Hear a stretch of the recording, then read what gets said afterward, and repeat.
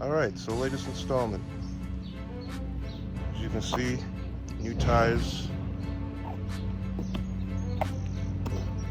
I bought these Michelin Pilot Power tires, $209 total.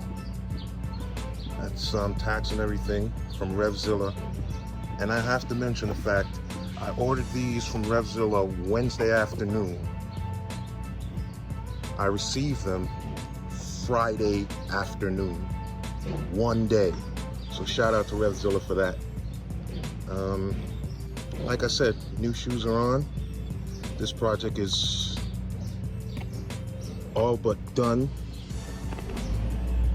95% complete, I would say. Basically all that's left at this point is that. I'm waiting on the tank cover. Yeah, it still isn't here. But as I said, this project is pretty much done. So now it's just a matter of getting it licensed, insured, and we're ready. Yeah, beast is ready. Oh yeah, and as a little side note, I removed the baffle from the muffler. Oh my goodness. Take a listen to this. I don't know if you'll notice the difference. I certainly do.